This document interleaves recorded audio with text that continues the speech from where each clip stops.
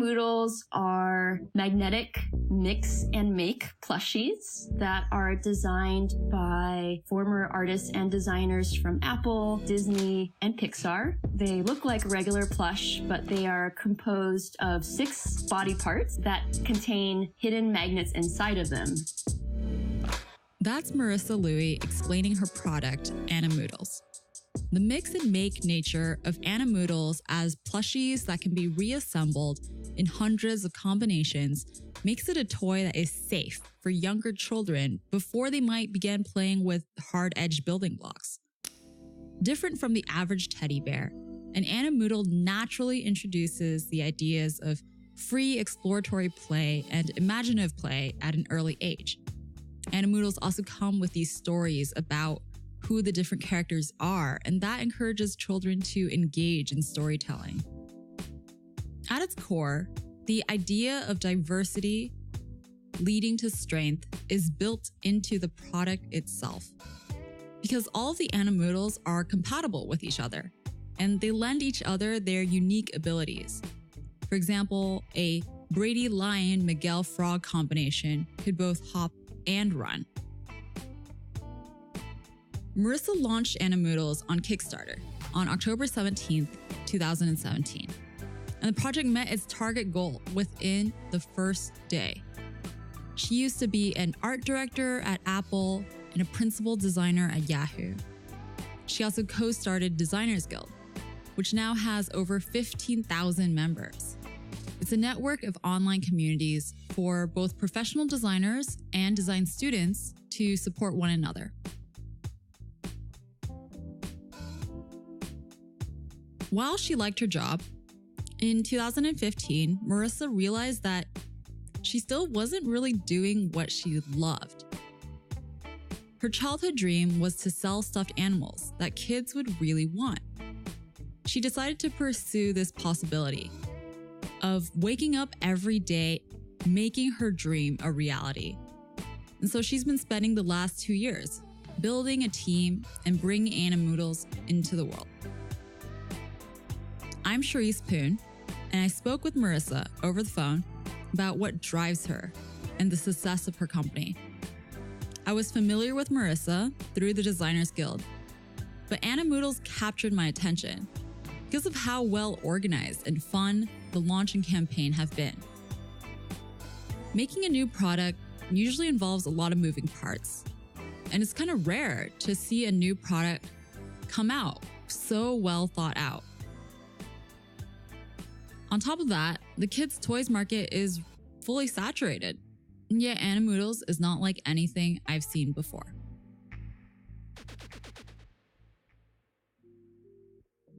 Your Kickstarter met its goal within the first 11 hours, which is totally wild, and it is currently, as of this interview, over 350% funded. What do you attribute that success to?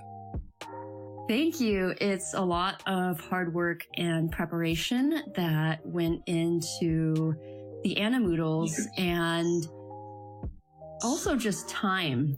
I spent over 2 years with our team on preparing the Animoodles product and doing all the thinking behind it, laying the brand foundation, figuring out what do we want the brand to be, doing play testing around the US. We tested our prototypes with over 50 children and their parents in 5 major cities across the US. And so it was a combination of time, bringing on team members that have experience in all the areas that matter to us. So we have several team members who used to be artists or directors at companies like Apple and Disney and Pixar. And so getting to work with people of that caliber really helped us create a great product and also help build out the team to have other team members of that caliber. And so our CFO was the former CFO of Leapfrog, We have a manufacturing team that also comes from Leapfrog, as well as having a combined total of over 50 years of experience manufacturing toys.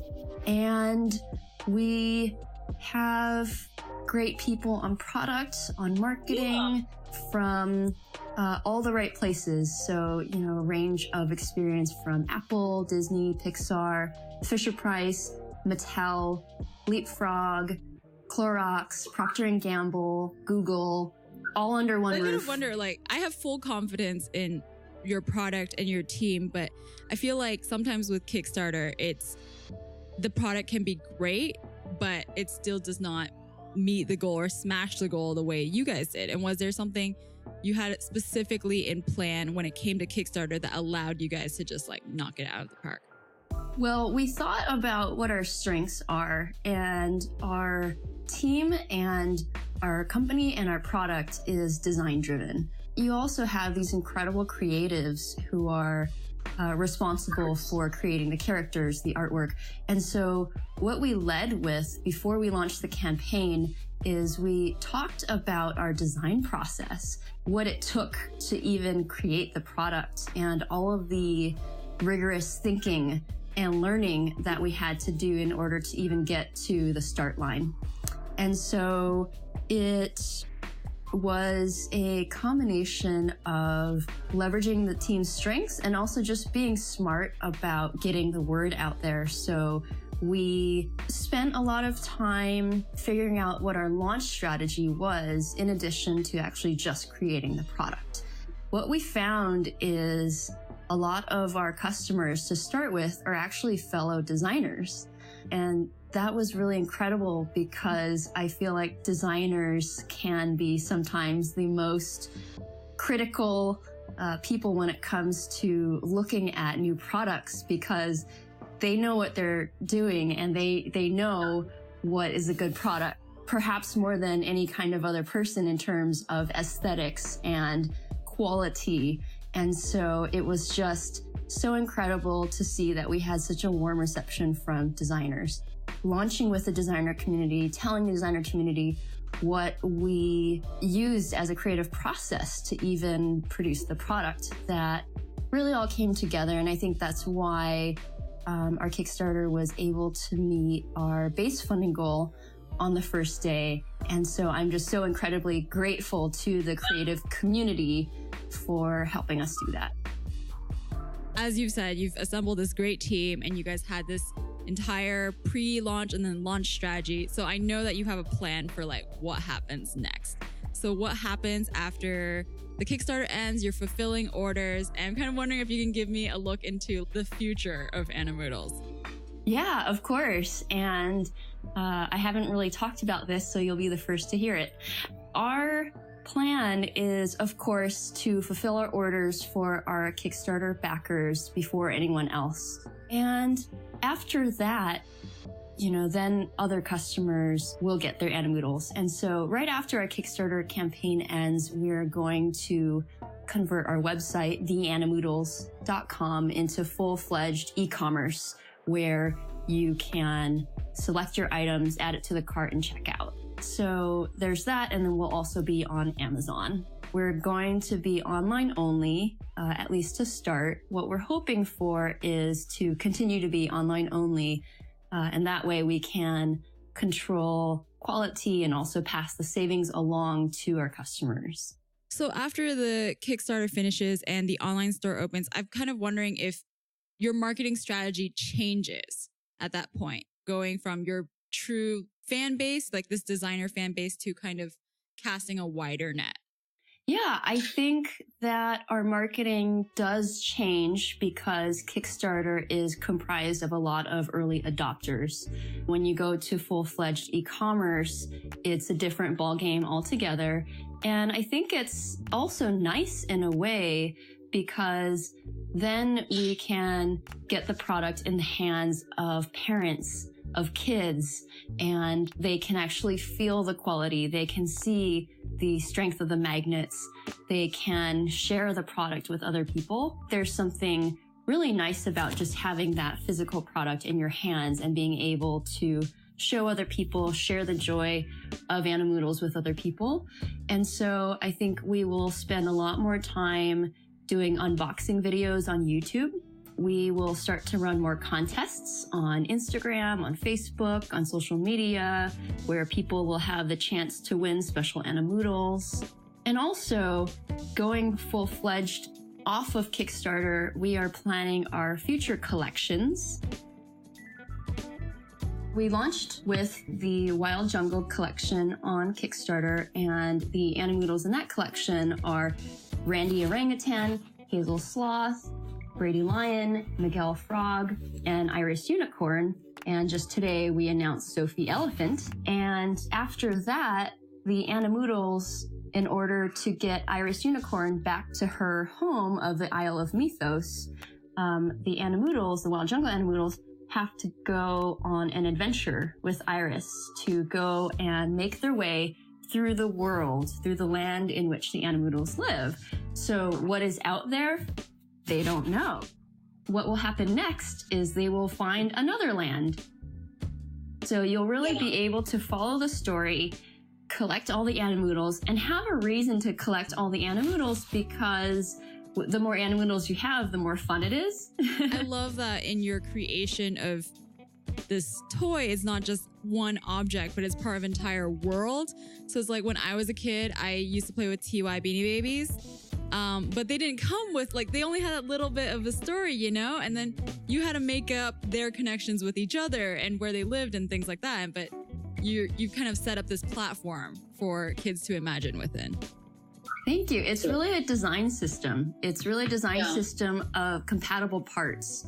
And that means that, you know, the stuffed animal looks like a normal stuffed animal when it's sitting there, when it's assembled just out of the box. But kids discover, oh, wow, the head comes off, the arms come off, the legs come off, the body can come off. Oh, wow, what more can I do with it? Oh, I can mix it with other Animoodles and make a 5-headed creation. I can make an animal that has 6 different types of body parts on it from 6 different animals. And so it's really fun in that Animoodles are designed to be more fun the more you have. And that was always one of my frustrations with a lot of stuffed animals, is there was no reason, really, there was not a compelling reason to collect more. So we combined the idea of stuffed animals with building blocks, and that you can build all these really cool creations, and you can, even with just the launch collection of Animoodles, the first 5 even, not even including Sophie Elephant, there's already hundreds of combinations. The most important thing is kids love it the first time that they discover that the leg can come off or the arm can come off. It's just a squeal of joy and delight and shock all at the same time. And what we saw with a lot of kids that we tested with is they just didn't want to go home at the end of the playtesting session. That's the best. Some little kids actually brought their own personal stuffed animals to our playtesting session. And then at the end, they would try to trade their used stuffed animals for our prototypes. So that was a real sign of how much kids like them, I think. Yeah. Okay, so my next couple of questions are about you specifically. As a designer and someone who used to work at big companies, how does Animoodles satisfy you as a creative person in a way that your previous jobs did not? In so many ways. So I think as a designer, I am constantly seeking new ways to apply design thinking. And with Animoodles, I had to learn so many other skills, not just within design, but outside of design. So the skills that I learned while making Animoodles include industrial design, mechanical engineering, packaging design, character design, storytelling, manufacturing, and sales, online sales. through years of studying and practicing these things, and also being able to work with veterans in each of those fields, I feel like I've been able to not just learn these things, but also practice them and provide better feedback to my team of experts in each of those fields. And so I think that I'm always finding new things that I didn't know before that I can learn. And so that keeps me going. That keeps that creative fire burning. There's just a never-ending list of challenges and new ways to learn. What I've also found is because of learning all these different types of disciplines, I can solve problems in a unique way now because of being able to pull all these different tools from my toolbox and saying, okay, well, I'm looking at this problem from an industrial design perspective, but what about from a character design perspective? What about from an experience design perspective? That question was kind of about what have you been learning and able to develop after leaving more corporate jobs. But are there also any unexpected ways in which your experience at Yahoo, Apple, those companies served you as a startup founder? Definitely. So my background as an experience designer, designing websites and mobile apps, gave me a foundation with which to evaluate design decisions, product decisions, marketing decisions. The things that I worked on, for example, I was responsible for the design of a large chunk of yahoo.com, the Yahoo homepage, in addition to Yahoo search. And to be able to design for the scale of hundreds of millions of users, you have to factor in all these different constraints and factor in readability, factor in user experience. And so I think from that corporate design background, I learned a lot of the basic guardrails of what matters for a large scale of people. In the last 2 years, while you were building Animoodles, did you ever have this moment where you thought this isn't going to work, this isn't going to happen? And how do you combat that negativity? It crosses my mind a lot, and even though we've surpassed our Kickstarter goal by 350%, I'm constantly thinking about, okay, what's next? What is our revenue margin? What is the next game plan for us? What do our customers want? So I'm constantly reassessing based on customer feedback, based on market reception, based on also just what makes my team happy and what makes them fulfilled. And so it's a matter of combining all those things. And that's not always easy. My job as both the CEO as well as the chief designer means that I'm overseeing not just the team at large, but also on a more micro scale, working with the art and design team to execute things. So I'm still pushing pixels. I'm still editing photos. I'm still writing copy. I'm still coming up with branding and naming products, and also just zooming out and guiding the company in terms of strategy and what's our 1-year plan, what's our e-commerce plan, when are we going to fulfill our orders, how do we get orders to our customers more quickly, answering questions like that. So it's really challenging to balance all those things. I think that my curiosity that stems from being a designer who comes from a position of trying to connect with customers and developing that empathy for other people really helps me connect the dots between all the different problems that I have to solve on a daily basis.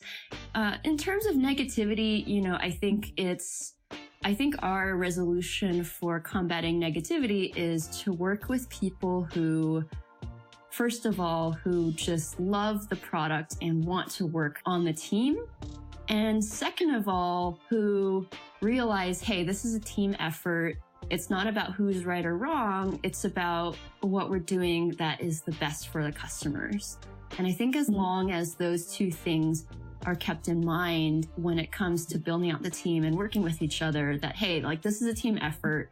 We're all in it together, and everyone has sometimes different opinions, is to be able to work together and also trust that each person in their role knows what they're doing. And that's why they're there in the first place. So I think combating negativity is something that I take very personally in terms of something that I want to control, minimize. Although there will always be challenges with any business, I think it's the way that we address them that is the key. Do you personally, as a designer and founder, wrestle with self-doubt?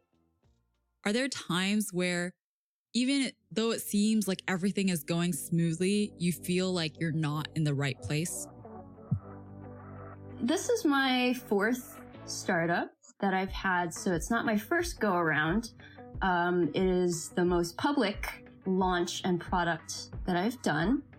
I feel that I don't have as much self-doubt as more of a constant burning desire to do what is best for both the team and the customers. I think any doubt I have in my mind is, am I doing the best job I can? Am I serving my team? And am I enabling them to make great decisions and to make a great product? Am I enabling our customers to voice what they want? Are we factoring in what customers really want into how we build the product and how we build the team and how we build the company? I think that is more of what I constantly think about, is how can I do better at my job as the CEO and as the chief designer. So I've read your own writing on your process about why you decided to leave your job, how you got the idea for Animoodles. And something that I really admire is that you really looked at the discontent you were feeling and examined it more deeply. And I think a lot of people could push past that discontent, like think, this is just a phase. I'm just passing through a moment where I'm not happy at my current company, but you didn't. And I kind of want to wonder, like, why choose to investigate? Yeah. So I have come from a very entrepreneurial family. On both sides of my family, my grandmothers were entrepreneurs, business owners. And so I've always had that passion for entrepreneurship, which I learned from them and which I grew up around because of them. I think before I even became a designer, I was thinking about how can I build a business? And it turned out that I had an appreciation for the little details and for aesthetics and for user experience. And I chose to go in the design direction of learning and practicing design because I loved design, but I always intended to bring it back to the business side of saying, okay, now that I've developed my skills as a designer, how can I bring in those design skills and have it enrich my perspective as an entrepreneur? Okay, so this is actually my last question. What would you tell a younger Marissa? Or what is your best advice to set someone out at the beginning of their career? I would recommend that designers who are earlier in their careers never lose the passion for learning. Even for me, after now being on my fourth company and after having been an art director at Apple and having worked at all these places, is that I continue to learn by reading books, by listening to podcasts, by taking online courses. I'm 34 now, and I will sometimes take as many courses as a university student will in the course of a quarter. I'm constantly learning, and I think that without my burning desire to learn and to grow as a designer, I wouldn't be able to do what I'm doing now. I wouldn't be able to have had built up an understanding of all of the different things that it took to produce Animoodles. I think that learning even outside of your core discipline, let's say that you start out in animation or UX design or fashion design, is to learn something else outside of that, because most people that you'll work with primarily focus on that one discipline or only know that one discipline. And what makes people different as designers is adding flavor to the mix and saying, what are the other things that you know? So whether it's cooking or whether it's dance or playing an instrument or learning packaging design or learning about fabrics or learning about business, keep on learning. The learning should never stop at the university level. I think that it'll make you unique in the way that you solve problems. Marissa, throughout our conversation, was deliberate in her word choice and seemed happy to give full consideration to my questions. What excites me when I think about Animoodles is the application of a design system to a toy. And that could apply to any product or situation that might come to mind. As Marissa said, of course, Animoodles could not have their appeal without the rockstar team of artists and designers that created it. But I also chalk its success to values Marissa holds personally in high regard. A happy team, meeting customer needs, and the desire to never stop learning.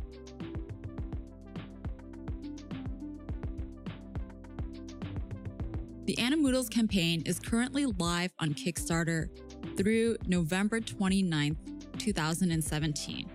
After that, they can be found at theanimoodles.com.